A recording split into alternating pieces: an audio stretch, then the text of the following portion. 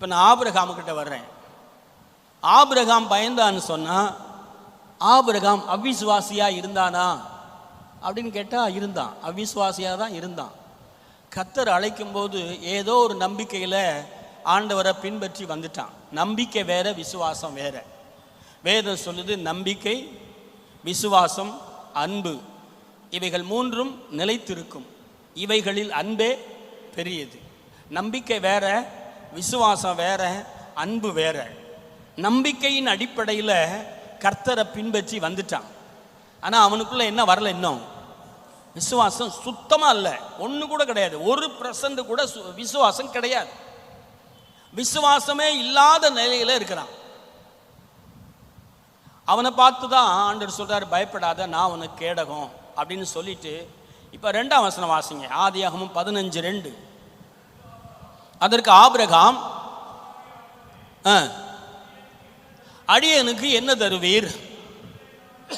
நான் பிள்ளை இல்லாது இருக்கிறேன். தமஸ்கு ஊரானாகிய எலியேசர் என் வீட்டு விசாரணை கர்த்தனாய் இருக்கிறானே. அவன் சொல்றான், போதும். அவன் சொல்றான், ஆதியாகமம் 12 வாக்கு கொடுத்துட்டாரு. இப்போ 15 வாசிக்கிறோம்.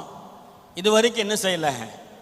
ஆபிரகாமுக்கு பிள்ளை பிறக்கலை, ஆஸ்திகள் இருக்குது, ஆடு மாடுகள்லாம் இருக்குது, ஆனால் பிள்ளை இல்லை. அவன் சொல்கிறான், கர்த்தராகிய ஆண்டவரே எனக்கு என்ன தருவீர்? நானோ பிள்ளை இல்லாமல் இருக்கிறேன், என் வீட்டில் ஒரு வேலைக்காரன் இருக்கிறான், என்னுடைய ஆஸ்திக்கெல்லாம் அவன் தான் சுதந்திரவாளி அப்படின்னு சொல்கிறான். சொல்லும்போது ஆண்டவர் சொல்கிறாரு, இங்கே வா, வீட்டுக்குள்ளே இருக்கிற, நான் சொல்கிற வார்த்தையை கேட்குற, ஆனால் அந்த வார்த்தை என்ன செய்ய மாட்டேற, சுவாசிக்கவே மாட்டேறியே, வெளியே வா அப்படின்னு வெளியே கூட்டிகிட்டு போய் வானத்தை அண்ணாந்து பாரு. அங்கே இருக்கிற நட்சத்திரங்களை என்ன கூடுமா? உன்னால் என்ன முடியாது. உன்னால் எண்ணக்கூடாத அளவுக்கு நட்சத்திரம் இருக்கிறது போல தான் உன் சந்ததி இருக்கும் அப்படின்னு சொல்கிறாரு. வானத்தை காமிக்கிறாரு.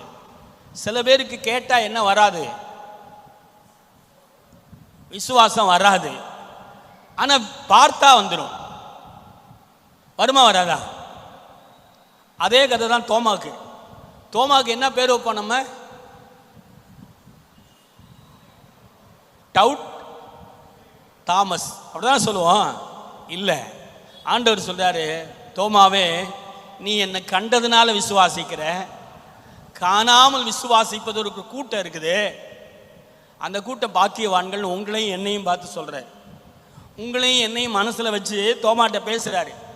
தோமாவே நீ என்னை கண்டதுனால விசுவாசிக்கிற, என்னை பார்க்காமலே ஒரு கூட்டம் விசுவாசிக்கும், அது உன்னை விட பாக்கியவான்கள் என்று ஆண்டவர் யார்கிட்ட சொன்னார்? தோமாட்ட சொன்னார். நீங்களும் நானும் பாக்கியவான்கள். இயேசுவை பார்த்ததில்லை, ஆனால் என்ன செய்கிறோம்? விசுவாசிக்கிறோம். நாங்கள் தரிசித்து நடவாமல் விசுவாசித்து நடக்கிறோம்.